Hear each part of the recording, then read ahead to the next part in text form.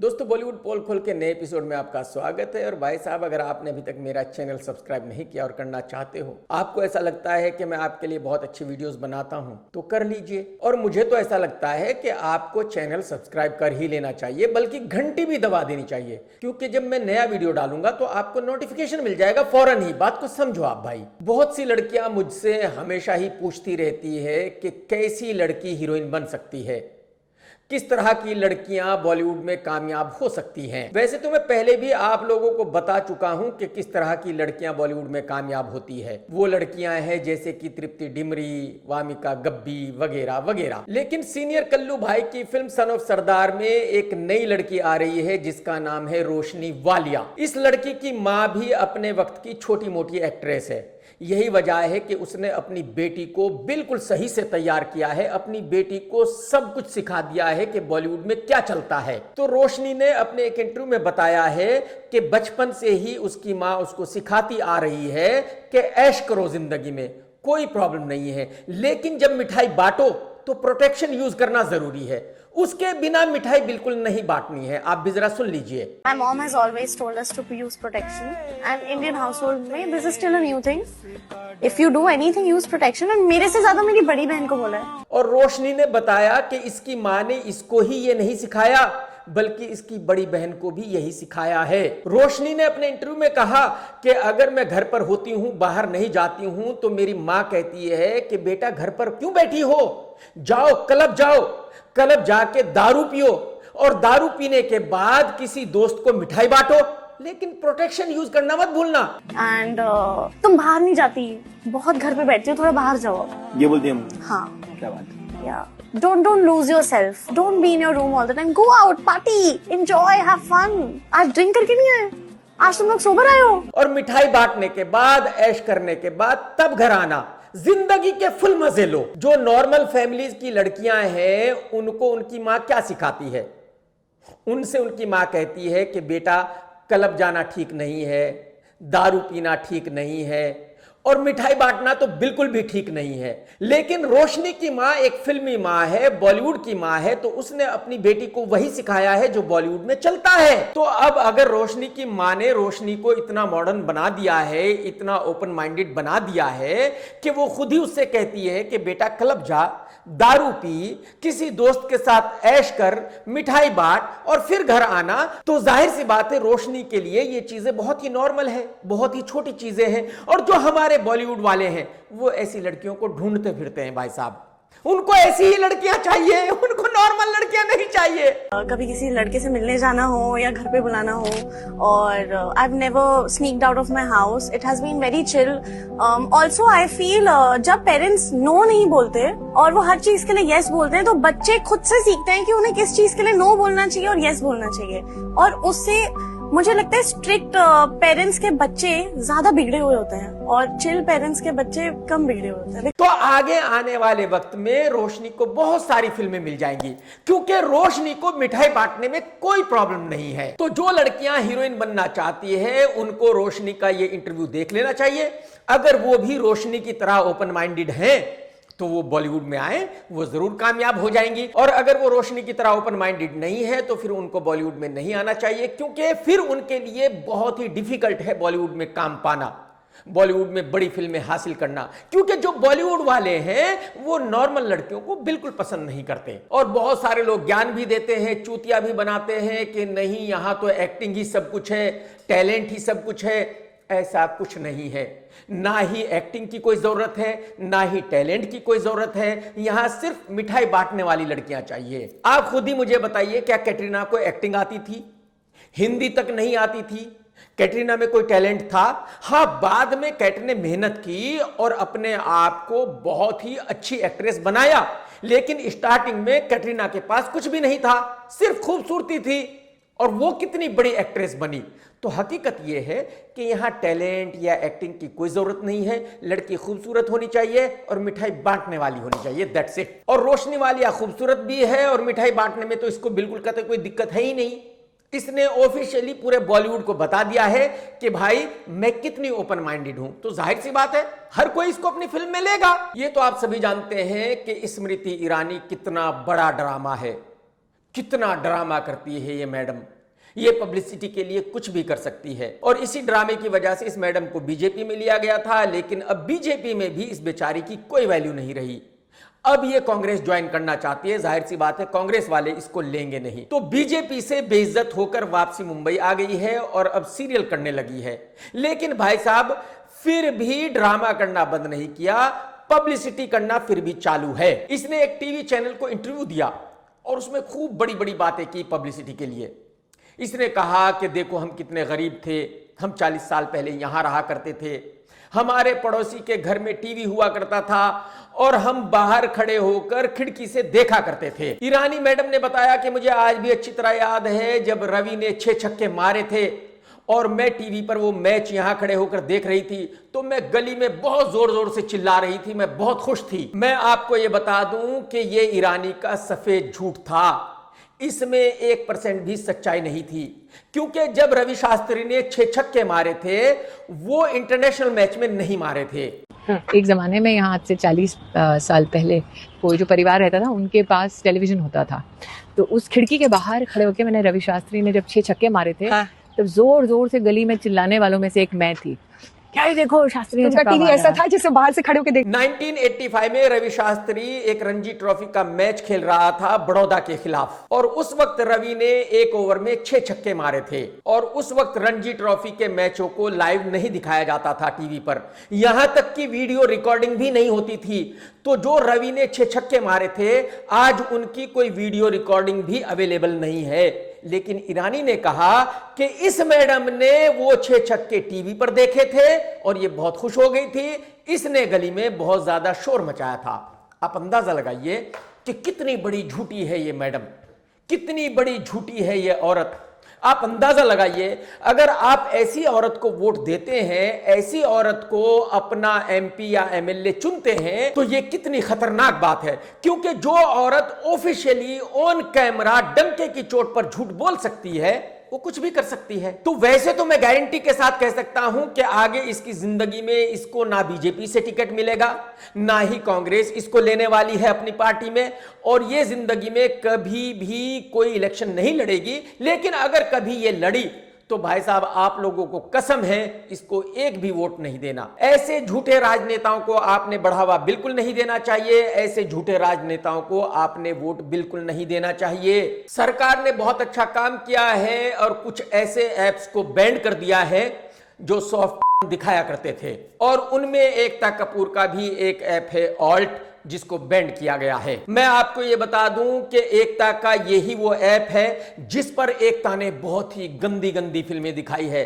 Soft दिखाया है। गंदी बात 1, गंदी बात 2, गंदी बात 3, गंदी बात 4 इसने बनाए हैं, आप अंदाजा लगाइए। अब क्योंकि ऐप को बैन कर दिया गया है, इसकी बहुत भारी बेइज्जती हुई है, तो अब इसने एक स्टेटमेंट दिया है और उसमें कहा है कि मैंने इस ऐप को चालू किया था इंडिया में को नॉर्मल बनाने के लिए, क्योंकि जो जनता है वो को बहुत बुरा मानती है, बहुत बड़ी चीज मानती है। मैं एकता से यह पूछना चाहता हूं कि जब तुम खुद भी नॉर्मल नहीं हो, तुम्हें खुद भी नॉर्मल पसंद नहीं है, तो तुम को नॉर्मल कैसे बना सकती हो? तुम्हें अच्छी तरह पता है कि तुम नॉर्मल नहीं हो, ना तुम लड़की हो ना तुम लड़का हो, तुम लेस्बो हो। तो एक औरत जो लेस्बो है, जिसको खुद ही नॉर्मल पसंद नहीं है, तो को नॉर्मल कैसे बना सकती है? ये औरतों की कांतिलाल शाह बहुत बड़ा ड्रामा है। ये एक ऐसी औरत है जो गंदी फिल्में बनाकर पैसे कमाती है अपना घर चलाने के लिए। मैं फिर से कहना चाहूंगा कि देश में एक अन्याय किया गया है कि इस औरत को पद्मश्री अवार्ड दिया गया है। सरकार को चाहिए कि एकता कपूर से उस पद्मश्री अवार्ड को वापसी लिया जाए और देश की इज्जत को बचाया जाए। इस औरत का सिर्फ एक ऐप ही बैन नहीं किया जाना चाहिए, बल्कि इस औरत को पूरी तरह बॉलीवुड में बैंड कर दिया जाना चाहिए। इसको कोई भी फिल्म बनाने की परमिशन नहीं होनी चाहिए। एक जमाना था जब राजीव राय बहुत ही कमाल का डायरेक्टर माना जाता था। राजीव ने बहुत अच्छी फिल्में बनाई थी, जैसे कि गुप्त, मोहरा वगैरह वगैरह। उसके बाद राजीव को डी कंपनी से धमकियां मिलने लगी थी, यही वजह है कि वो इंडिया छोड़कर भाग गया था। अब बहुत सालों के बाद राजीव वापसी मुंबई आया है और राजीव ने एक कोई वाहियात सी घटिया सी फिल्म बनाई है। लेकिन कमाल यह है कि राजीव उस फिल्म को प्रमोट करने के लिए पुरानी बातों को दुनिया को बता रहा है। भाई अगर आपने एक फिल्म बनाई है तो आप अपनी फिल्म के बारे में बात कीजिए। अपनी फिल्म को प्रमोट कीजिए। आप अपनी उस वाहियात फिल्म को प्रमोट करने के लिए बॉलीवुड के बड़े बड़े एक्टरों के बारे में बात कर रहे हैं। राजीव ने अक्षय कुमार के बारे में बात करते हुए कहा है कि उस वक्त अक्षय कुमार की फीस 2 लाख रुपए थी, लेकिन इसने पता नहीं कैसे कैसे करके चाले चली और मुझसे 5 लाख रुपए लिए। और अक्षय कुमार आज भी यही करता है। अक्षय कुमार पहले से ही बहुत लालची है, पता नहीं वो ऐसा इंसान क्यों है। इसी तरह एक और डायरेक्टर है जिसका नाम है सुनील दर्शन। उसने भी अक्षय कुमार के साथ बहुत सारी फिल्में की थी। उसने भी कोई एक वाहियात किस्म की फिल्म बनाई है और वो भी उस फिल्म को रिलीज करने की कोशिश कर रहा है। यही वजह है कि उस फिल्म को प्रमोट करने के लिए इंटरव्यू दे रहा है और वो भी अक्षय कुमार के बारे में गलत बातें कर रहा है। सुनील दर्शन ने कहा है कि मैंने एक फिल्म बनाई थी बरसात अक्की के साथ, लेकिन उस फिल्म के खत्म होने से पहले ही ट्विंकल को पता चल गया था कि प्रियंका चोपड़ा और अक्षय का क्या रिश्ता है और यही वजह है कि ट्विंकल ने अक्षय को बैंड कर दिया था प्रियंका के साथ काम करने से। उस वक्त अक्षय कुमार की सिर्फ 10 दिन की शूटिंग बाकी थी फिल्म को कंप्लीट करने के लिए और जब मैं अक्की के पास गया तो अक्की ने कहा कि मैं आपकी इस फिल्म को कंप्लीट नहीं कर सकता क्योंकि मैं प्रियंका के साथ काम नहीं कर सकता, मेरी वाइफ ने मना कर दिया है। और सुनील का कहना है कि अक्की के उस फिल्म को कंप्लीट ना करने की वजह से उनको बहुत सारा नुकसान हुआ था। सुनील ने अक्की की जगह बॉबी देओल को लिया और उस फिल्म को कंप्लीट किया। अब मैं सुनील से भी यही बात कहना चाहूंगा कि एक वक्त में आप और अक्की बहुत अच्छे दोस्त थे, साथ में बहुत सारा काम किया। जाहिर सी बात है आपको उनके बारे में पता है, उनको आपके बारे में पता है, लेकिन अगर आप आज एक दूसरे के कपड़े उतारोगे, एक दूसरे को नंगा करोगे तो इससे क्या फायदा होने वाला है? इससे आपकी फिल्म हिट नहीं होने वाली है। मैं राजीव और सुनील दोनों को ही कहना चाहूंगा कि भाई साहब, आज की तारीख में आपका फिल्म बनाने से कोई लेना देना नहीं है। आज की तारीख में आपको फिल्में नहीं बनानी चाहिए। आज की तारीख में अगर आप फिल्में बना रहे हो तो आप बहुत बड़ी गलती कर रहे हो, क्योंकि आपकी इन वाहियात फिल्मों को कुत्ता भी देखने वाला नहीं है। पब्लिक की तो बात ही छोड़ दीजिए। तो आप अक्की के बारे में बुरा कहें या किसी और के बारे में बुरा कहें, आपका कुछ होने वाला नहीं है। अब इस बात को मान लीजिए। कसम रावण की, जब कुछ अच्छा होना होता है तो फिर अच्छा होता चला जाता है। सैयारा फिल्म के साथ भी कुछ ऐसा ही हो रहा है। ये तो आप सभी जानते हैं कि सैयारा बहुत बड़ी हिट हो चुकी है। जो यंग बच्चे हैं उनको ये फिल्म बहुत पसंद आ रही है, लेकिन अब कमाल ये है कि जो बूढ़े हैं वो भी इस फिल्म को देख रहे हैं। अब आप कहेंगे कि भाई इन बूढ़ों को इस फिल्म को देखने की क्या जरूरत है, इनकी समझ में फिल्म क्या आएगी? एक्चुअली दुनिया में कोई भी अपने आप को बूढ़ा नहीं मानना चाहता, कोई भी अपने आप को बूढ़ा नहीं कहलवाना चाहता। तो जितने ये बूढ़े हैं ये इस फिल्म को देखने जा रहे हैं और फिर कह रहे हैं कि हमें फिल्म बहुत ज्यादा पसंद आई। मतलब ये बूढ़े ये साबित करना चाहते हैं कि ये बूढ़े नहीं हैं, ये आज भी उतने ही जवान हैं जितने कि यंग बच्चे। तो जिस तरह से यंग बच्चों को वो फिल्म बहुत पसंद आ रही है, इनको भी वो फिल्म पसंद आई, क्योंकि ये भी प्यार कर सकते हैं। इनको भी पता है कि प्यार क्या होता है। बताओ साला, क्या क्या देखना पड़ेगा एक ही जीवन में। ऊपर वाले कौन से गोले पे भेज दिया। अरे भाई साहब, अरे भाई साहब, आप बूढ़े हो चुके हो तो आपको ये साबित करने की जरूरत नहीं है कि आप यंग हो। जो बूढ़ा है वो बूढ़ा ही रहेगा, वो सैयारा देखे या ना देखे घंटा फर्क नहीं पड़ता। बात मानो आप मेरी। कुछ सालों पहले तक प्रेरणा अरोड़ा जी एक बहुत बड़ी निर्माता थी। प्रेरणा जी ने बहुत बड़ी बड़ी फिल्में बनाई, जैसे कि रुस्तम, टॉयलेट एक प्रेम कथा वगैरह वगैरह। अब प्रेरणा जी वापसी कर रही है अपनी नई फिल्म जटाधारा के साथ। ये एक बड़ी फिल्म है, बहुत सारे एक्टर्स हैं इस फिल्म में और इस फिल्म का टीजर अगस्त में रिलीज किया जाएगा। इस फिल्म को प्रेजेंट किया है जी ने। फिल्म सैयारा की हीरोइन है छठाक भर की लड़की अनीत पादा। फिल्म हिट हो गई है तो अनीत ने भी ड्रामा करना शुरू कर दिया है। अनीत सिंगापुर जा रही थी, क्यों जा रही थी वो भी बताऊंगा, लेकिन जब ये लड़की एयरपोर्ट पर पहुंची तो वहां मीडिया वाले खड़े थे और इसने कहा कि मुझे बहुत ज्यादा शर्म आ रही है, मुझे शूट मत करो।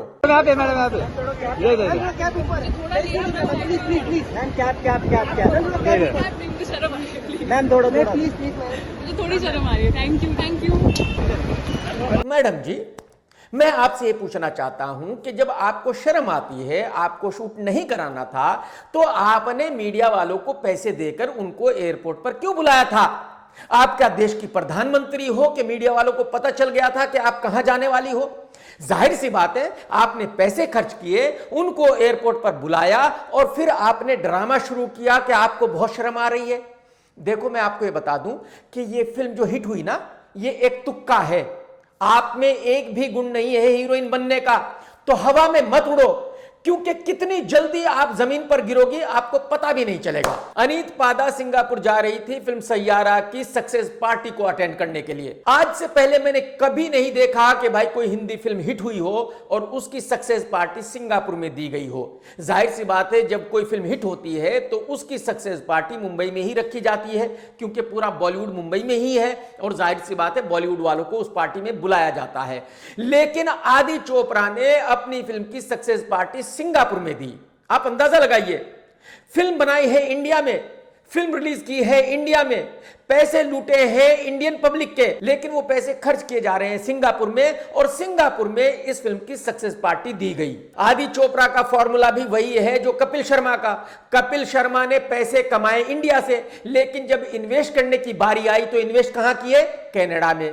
रेस्टोरेंट्स कहां खोले? कनाडा में। तो आदि चोपड़ा ने पैसे कमाए इंडिया से, लेकिन खर्च कहां कर रहा है? सिंगापुर में। कुछ दिनों पहले दिलजीत दोसांझ की एक फिल्म रिलीज हुई थी जिसमें पाकिस्तानी एक्ट्रेस थी। यही वजह है कि उस फिल्म को इंडिया में बैन कर दिया गया था। वो फिल्म इंडिया में रिलीज नहीं हुई, वो फिल्म ओवरसीज में रिलीज हुई, पाकिस्तान में रिलीज हुई, और फिल्म ने बहुत बढ़िया बिजनेस किया। और उस वक्त कहा गया था कि अब दिलजीत को किसी भी बॉलीवुड की फिल्म में काम नहीं करने दिया जाएगा, लेकिन मैंने कहा था कि ऐसा कुछ नहीं होगा।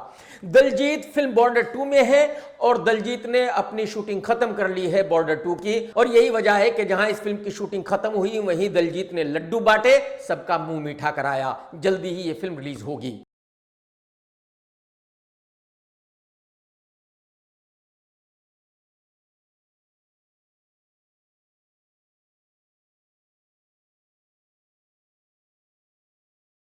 यानी कि जो मैंने कहा था वही हुआ, दिलजीत को बैन नहीं किया गया। दिलजीत को कोई भी बॉलीवुड फिल्मों में काम करने से नहीं रोक सकता। इस बॉलीवुड को मुझसे ज्यादा कोई जानता नहीं है भाई साहब। 14 अगस्त को वायरएफ की फिल्म वार 2 रिलीज हो रही है, जिसमें है ऋतिक रोशन और तेलुगु फिल्मों का लिंगू एक्टर। वायरएफ ने ऑफिशियली डिक्लेयर कर दिया है कि यह फिल्म 400 करोड़ रुपए में बनी है। कितनी भाई साहब? 400 करोड़ में। इसका मतलब यह है कि अगर यह फिल्म इंडिया में 500 करोड़ का बॉक्स ऑफिस करती है तब जाकर इस फिल्म को हिट माना जाएगा। इस फिल्म के ट्रेलर को देखकर मैं यह कह सकता हूं कि यह फिल्म हिट होने वाली नहीं है। यह फिल्म 200 करोड़ रुपए का बिजनेस भी नहीं करने वाली है। उसकी वजह यह है कि इस फिल्म में कहानी बिल्कुल नहीं है। इस फिल्म में बिना सर पैर का सिर्फ एक्शन है, और वो भी घटिया एक्शन है, और जो वीएफएक्स है वो तो बहुत ही ज्यादा खराब है। और जो तेलुगु फिल्मों का एक्टर है लिंगू, वो बहुत ही ज्यादा खराब लग रहा है। उससे तो एक्टिंग बिल्कुल हुई ही नहीं है। मुझे लगता है जितने भी लिंगू और ऋतिक के सीन हुए हैं, उन सभी सीन में लिंगू को कुर्सी दी गई है खड़े होने के लिए। इस फिल्म को चलाने के लिए कियारा एडवानी को 2 पीस में भी चलाया गया है, वो भी अच्छी नहीं लग रही है। लेकिन हां, एक बहुत अच्छा काम किया है कि ऋतिक कियारा को खूब जम के चूस रहा है, जम के किस कर रहा है। बढ़िया है। शादी के बाद भी ये सब चलता है बॉलीवुड में, कोई दिक्कत नहीं है। बताओ, ऐसे पैसे का क्या फायदा, ऐसे फेम का क्या फायदा जिसमें शादी के बाद भी एक लड़की को किसी दूसरे आदमी को किस करना पड़े। तेलुगु फिल्मों का एक एक्टर है जिसका नाम है विजय एनाकोंडा, जो मूंछों वाली एक्ट्रेस रश्मिका का बॉयफ्रेंड है। इसकी एक फिल्म आ रही है किंगडम। उस फिल्म को ये भाई डब करके हिंदी में रिलीज कर रहा है। हालांकि कुछ दिनों पहले इसने खुद ही कहा था कि मैं अपनी किसी भी फिल्म को हिंदी में रिलीज नहीं करूंगा, लेकिन हिंदुस्तान में जितने भी एक्टर हैं वो अपनी बात के है ही नहीं। ये अपनी बात से मुकर गया और अब अपनी फिल्म को हिंदी में रिलीज कर रहा है। इसको ऐसा लग रहा है कि शायद हिंदी फिल्में देखने वाले अपना घर बार मकान दुकान बेचकर इसकी फिल्म को देखने जाएंगे। इस फिल्म का ट्रेलर रिलीज हो गया है। उसमें दिखाया गया है कि ये भाई एक अंडरकवर रॉ का एजेंट बना हुआ है, वैसा ही जैसा कि जॉन अपनी हर फिल्म में होता है, विद्युत अपनी हर फिल्म में होता है, ऋतिक अपनी हर फिल्म में होता है, वार में भी वार 2 में भी, यहां तक कि डबल ढोल की रणवीर सिंह भी अपनी आने वाली फिल्म में यही रोल अदा कर रहा है। अब एनाकोंडा को ऑर्डर दिया जाता है कि रॉ का एजेंट बनने के लिए तुझे अपनी मां, गांव, घर, जमीन सब कुछ छोड़ना पड़ेगा, सब कुछ भूलना होगा। इसको बताया जाता है कि अब जिस दुनिया में तू कदम रखने वाला है वो बहुत ही खतरनाक दुनिया है, वहां के लोग बहुत ही खतरनाक हैं और वहां तेरी जान किसी भी वक्त जा सकती है। और फिर एक्शन शुरू होता है। एनाकोंडा जंगल में लड़ रहा है, पानी में लड़ रहा है, जेल में लड़ रहा है, जहां देखो वहां लड़ रहा है।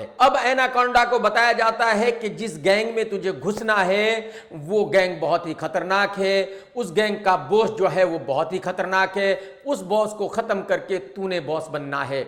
मैं आपको यह बता दूं कि ये 100% सेम कहानी रणवीर सिंह की आने वाली फिल्म की भी है, जो पाकिस्तान के बलूचिस्तान में जाता है, वहां एक गैंग में शामिल होता है और उस गैंग का बॉस बन जाता है। अब फिल्म की हीरोइन एनाकोंडा को उसके भाई के बारे में बताती है और कहती है कि उसका भाई बहुत ही खतरनाक आदमी है, और ये बात एनाकोंडा को बिल्कुल पसंद नहीं आती और फिर से एक्शन शुरू हो जाता है। तो रणवीर सिंह की आने वाली फिल्म धुरंधर और किंगडम में सिर्फ इतना फर्क है कि रणवीर सिंह पाकिस्तान के बलूचिस्तान में जाके एक गैंग में शामिल होता है और एनाकोंडा श्रीलंका में जाकर वहां के एक गैंग में शामिल होता है। रणवीर सिंह भी रॉ का एक एजेंट है और एनाकोंडा भी रॉ का एक एजेंट है। दोनों का काम है लड़ना, एक्शन करना और आतंकवादियों को खत्म करना। और यहां तक की मोटी मोटी कहानी वार 2 की भी यही है। ऋतिक का काम भी लड़ना है, आतंकवादियों को खत्म करना है, देश को बचाना है, वो भी एक रॉ का एजेंट है। तो मेरी समझ में नहीं आता कि एक ही सब्जेक्ट पर इतनी सारी फिल्में अगर बन रही है तो उन सभी फिल्मों को पब्लिक क्यों देखेगी। जाहिर सी बात है, फिल्म का हीरो एनाकोंडा है तो जीत तो उसी की होनी है। तो फाइनली वो उस गैंग का बॉस बन जाता है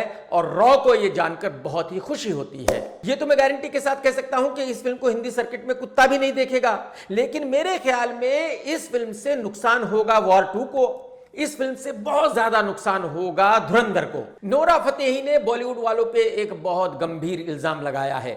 नोरा ने अपने एक इंटरव्यू में कहा है कि बॉलीवुड में ऐसे बहुत सारे एक्टर एक्ट्रेस हैं जिन्होंने शादी की है एक पर्टिकुलर कैंप में रहने के लिए, जिन्होंने शादी की है सिर्फ सक्सेस के लिए। वो एक दूसरे से प्यार नहीं करते, बस सिर्फ नाम के लिए शादी की है, नाम के लिए एक दूसरे के साथ रहते हैं ताकि उनको फिल्मों में काम मिलता रहे, उनका कैरियर अच्छी तरह से चलता रहे। Nothing is worse than getting married to someone that you don't even love and living with them for years. You see that around? Come on now. Most of the people in our industry are doing that nonsense, you know, just because they want to be in the right camps and circles and they want to be relevant because they don't know where their career is going to go. So they need to, you know, have backup plan A, plan B, plan. अब मैं Nora से सिर्फ इतना कहना चाहता हूं कि madam, वो औरों के घरों पर पत्थर नहीं फेंका करते जिनके खुद के घर शीशे के होते हैं। आप मुझे बताइए, आप बॉलीवुड में किस तरह से है, आपको काम कैसे मिल रहा है?